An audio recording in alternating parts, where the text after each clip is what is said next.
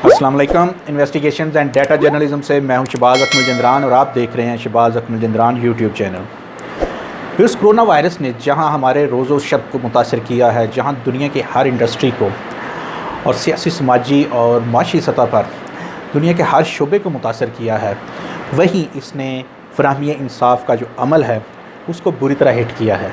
पूरी दुनिया में जो अदालतों के मसाइल हैं, अदालती मामलात हैं, वो इससे बड़े मुतासर हुए हैं। केसेस जो हैं वो इल्तवा का शिकार हुए हैं।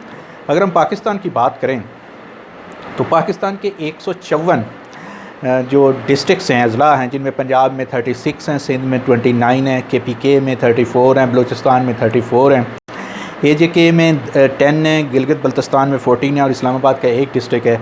यहाँ पर मजमूई तौर पर जो मतहत अदालतें हैं और जो सुपीरियर जुडिशरी है, जिनमें हाई कोर्ट्स हैं और सुप्रीम कोर्ट है हमारी, इनमें मजमूई तौर पर 4000 के करीब जो जजेज़ हैं वो फ़राइज़ अंजाम देते हैं। इनमें जुडिशल मजिस्ट्रेट से लेकर चीफ जस्टिस ऑफ पाकिस्तान तक ये सभी शामिल हैं। और आला अदलिया के से हट के आला अदलिया के पास देखें तो एवरेज 30 से ज़ायद मुकदमात हैं एक जज के पास रोज़ाना होते हैं। लेकिन अगर उसे हट के देखें तो एक जो जज है मतहत अदालतों का, रोज़ाना पाकिस्तान में उसके पास जो है मजमूई तौर पर 100 से ज़ायद केसेस जो हैं वो ज़ेर इल्तवा होते हैं, पेंडिंग होते हैं, रोज़ाना जिसकी हेयरिंग होती है। और ये केस तमाम के तमाम जो है पेंडिंग हो रहे हैं।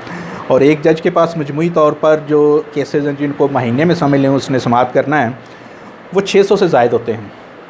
लेकिन ये जो समाअत का अमल है ये 24 मार्च से लेकर 19 अप्रैल तक लगभग 27 दिन तक मुअत्तल रहा है। ये पाकिस्तान की हिस्ट्री में पहली दफ़ा ऐसा हुआ है कि कैलेंडर ईयर्स की जो छुट्टियाँ हैं उनसे हट के ये जो जजेज़ हैं उन्होंने इस कदर रुखसत की है या अदालतें बंद रही हैं।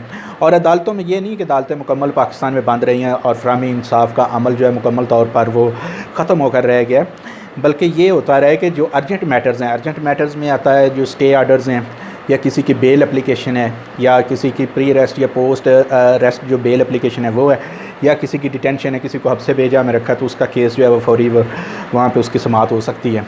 लेकिन दीगर जो केसेस हैं, जितने भी फ़ौजदारी हैं या सिविल केसेस हैं जिनमें हर तरह के जो जराइम हैं उनके मुकदमात हैं, इसी तरह जो सिविल लिटिगेशन है, हर तरह की लेन देन के या कारोबारी या जायदाद के जितने भी मुकदमात हैं, टेनेंसी के हर तरह के मुकदमात वो मुलतवी कर दिए गए। तो अगर इसको हम डिटेल्स इसकी देखें तो मतहत अदालतों में मैंने जैसे आपसे शेयर किया कि रोज़ाना 100 के करीब एक जज के पास मुकदमात होते हैं और इनकी अगर पेंडेंसी मुकम्मल तौर पर देखें तो रोज़ाना करीब 3,75,000 के करीब रोज़ाना मुकदमात थे जिनकी समाअत नहीं हो सकी। इसी तरह जो हमारा ये इनको अगर टोटल करें जो 27-28 दिन बनते हैं तो ये मजमूई तौर पर कोई 10 लाख केसेस बनते हैं। यानी कि 10 लाख केसेस ऐसे हैं जिनकी बाकायदा हेयरिंग नहीं हो सकी। 24 मार्च से लेकर 19 अप्रैल तक जिनकी हेयरिंग होना थी, बाकायदा हेयरिंग नहीं हो सकी। ये तकरीबन 10 लाख ऐसे मुकदमात हैं जिनमें सिविल और फ़ौजदारी दोनों किस्म के मुकदमात शामिल हैं।